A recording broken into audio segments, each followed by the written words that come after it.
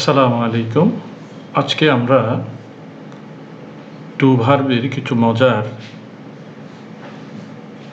ব্যবহার সম্পর্কে আলোচনা করব। এটা ডু ভার্বের মজার ব্যবহারের পার্ট 2। এর আগে আমরা পার্ট 1 আলোচনা করেছি। আজকে আলোচনা করব do as an auxiliary verb to emphasise another verb, অর্থাৎ ডু ভার্ব অন্য ভার্বের উপর জোর দেওয়ার জন্য ব্যবহৃত হয়। কিভাবে ডু ভার্ব অন্য ভার্বের উপর জোর দেওয়ার জন্য ব্যবহৃত হয় সেটাই আজকের আলোচনার বিষয়বস্তু। Karim, he does not know me. Karim বলছে he does not know me, সে আমাকে চেনে না। রহিম উত্তর দিচ্ছে হি ডাজ নো ইউ। আরে সে তোমাকে চেনে। He does know you. নোর আগে ডাজ ভার্বটা অক্সিলিয়ারি ভার্বটা বসিয়ে নো ভার্বের উপরে জোর দেওয়া হয়েছে এখানে। আরে সে তোমাকে চেনে, কারণ করিম মনে করতো যে সে তাকে চেনে না, কিন্তু রহিম বলছে না, সে তোমাকে চেনে। এই জোর দেওয়ার জন্য নো ভার্বের আগে এখানে ডু ভার্বটা ব্যবহৃত হয়েছে, ডাচ ভার্ব ব্যবহৃত হয়েছে। ডু হির কারণে ডুটা ডাচ হয়ে গেছে। Ram, you did not go there. তুমি সেখানে যাওনি। শামীম বলছে তার উত্তরে আই ডিড গো দেয়ার। আরে আমি গিয়েছিলাম। আই ডিড গো দেয়ার, আমি সেখানে গিয়েছিলাম, মানে জোর দিয়ে বলছে যে আমি গিয়েছিলাম, অবশ্যই গিয়েছিলাম।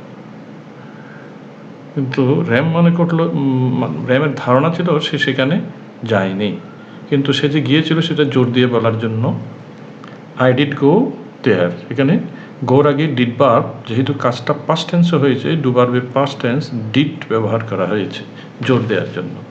কাম হেয়ার, এদিকে এসো। কাম হেয়ার, এদিকে এসো। ডু কাম হেয়ার, আরে এদিকে এসো। অর্থাৎ দেরি করছো কেন, চলে এসো। অর্থাৎ প্রথম বাক্যে এখানে শুরুতে কাম হেয়ার, এদিকে এসো, এটা একটি স্বাভাবিক কথা, কিন্তু ডু কাম হেয়ার এটা বলার জন্য এই জন্য আসার উপরে জোর দেওয়া হয়েছে, আরে এদিকে এসো, অর্থাৎ দেরি করছো কেন, চলে এসো। Kalam, he didn't say so. He didn't say so. Sorry. He didn't say so. He didn't say so. Did he? He didn't say so. সে তো একথা বলেনি। Did he? তাই না? করিম, he did say. সে তো বলেছিল। এখানে ডিডটা সের আগে জোর দেওয়ার জন্য ব্যবহৃত হয়েছে। হি ডিড সে, সে তো বলেছিল। সে তো একথা বলেনি। He did not say so, সে একথা বলেনি। ডিড হি, তাই না? কিন্তু কালামের প্রশ্নের উত্তরে, কালামের কথার উত্তরে করিম জোর দিয়ে বলল যে হি ডিড সে, সে তো বলেছিল। You think that I did not go there. তুমি ভাবছো যে বাট আই ডিড গো। তুমি ভাবছো যে আই ডিড নট গো দেয়ার, আমি সেখানে যাইনি। বাট কিন্তু আই ডিড গো, আমি ঠিকই গিয়েছিলাম।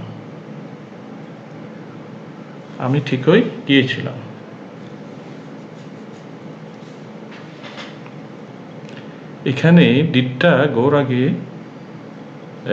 এই যে ঠিকই গিয়েছিলাম জোর দেওয়ার জন্য ব্যবহৃত হয়েছে। যাক, আমরা এতক্ষণ এমফেসাইজ বা কোনো ভার্বের অন্য ভার্বের জোর দেওয়ার জন্য তার আগে ডু, ডাজ, ডিড বসে কিভাবে ওই কথার পরবর্তী ভার্বের উপরে জোর দেওয়া হয় সেটা সম্পর্কে আমরা জানলাম। এখন আমরা জানবো do is used instead of principal verb. Principal ভার্বের পরিবর্তে ডু কিভাবে ব্যবহৃত হয়। পূর্বে ব্যবহৃত কোনো প্রিন্সিপাল ভার্বকে দ্বিতীয়বার ব্যবহার না করে এর পরিবর্তে ডু ব্যবহার করা হয়। যেমন number 1, Karim, my father knows it, এটা আমার বাবা জানেন। রহিম উত্তরে বলছে, so does my father, so does my father, আমার বাবাও জানেন। অর্থাৎ মাই ফাদার নোজ অলসো, এখানে সো ডাস মাই ফাদার, এখানে ডাসটা নোজের পরিবর্তে ব্যবহৃত হয়েছে।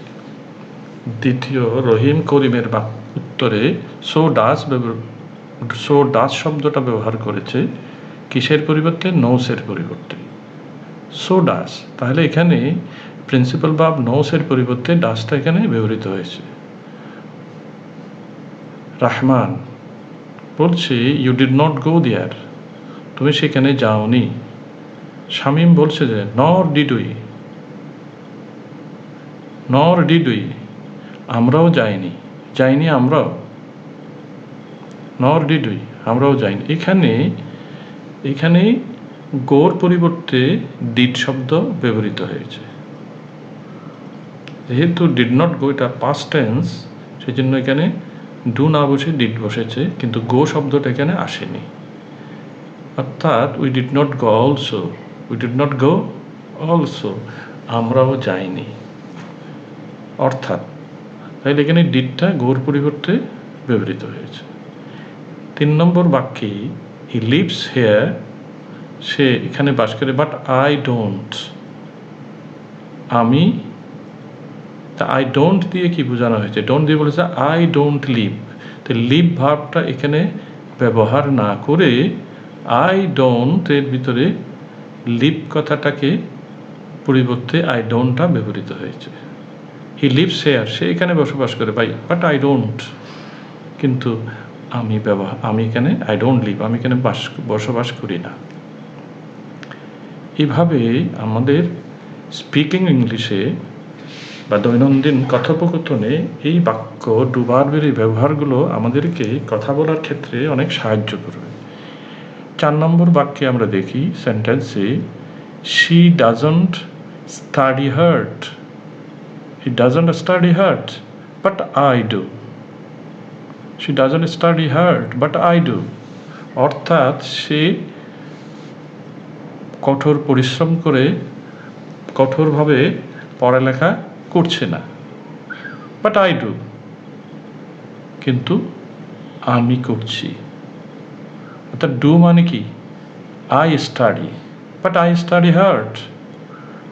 এই স্টাডি হার্ড এই দুটোটা শব্দের পরিবর্তে স্টাডি এ প্রিন্সিপাল ভার্ব এবং হার্ড এই দুটোটার পরিবর্তে বসেছে ডু, বাট আই ডু, কিন্তু আমি করি, আমি পড়ছি। The do represent study hard, ডুটা স্টাডি হার্ডকে রিপ্রেজেন্ট করছে। পঞ্চম, 5 নম্বর বাক্যে number 5, did you buy the book, did you buy the book, তুমি কি বইটি কিনেছিলে?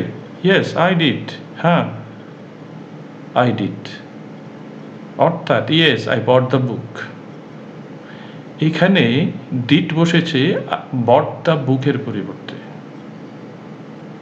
বট দ্য বুক পুরোটা এই 3টা শব্দকে রিপ্রেজেন্ট করছে শুধু ডিড দিয়ে, আই ডিড। তাহলে আমরা ডিড কত গুরুত্বপূর্ণ ডু ভার্বের এই ব্যবহারটা, যে প্রিন্সিপাল ভার্ব শুধু নয়, একাধিক শব্দের পরিবর্তে ডু, ডিড, ডাজ, ডু ভার্বের এই ব্যবহারটা চমৎকার। গিভ মি 5 টাকা অ্যাজ ইউ ডিড ইয়েস্টারডে, আমাকে 5টা টাকা দেন যেভাবে, যেমন as you did yesterday, you did yesterday মানে ইউ গেভ ইয়েস্টারডে, গতকাল যেভাবে আমাকে 5 টাকা দিয়েছিলেন আজকেও আমাকে সেভাবে 5 টাকা দেন, আমাকে 5টি টাকা দাও যেমন গতকাল দিয়েছিলে।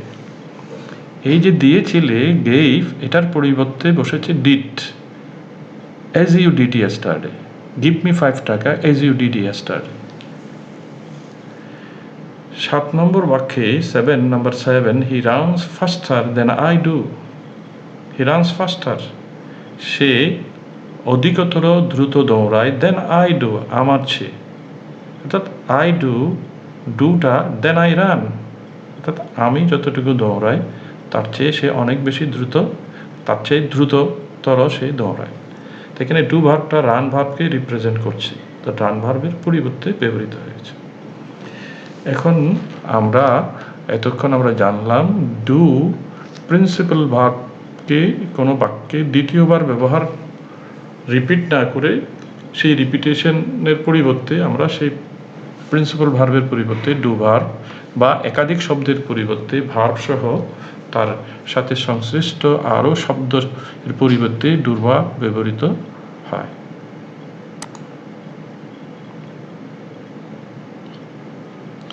এখন আমরা আসব ডু ভার্বের আরেকটি চমৎকার আলোচনায়, যে কেউ কোনো কিছু করার অ্যাপ্রুভেল বা অনুমতি বা পারমিশন চেয়ে কোনো প্রশ্ন করলে তাকে সাহস দিয়ে বা প্রেরণা দিয়ে হাবোধক উত্তর দিতে গেলে ডু ভার্ব আমরা ডু ব্যবহার করে থাকি বা ডু ভার্ব ব্যবহার করতে হয়।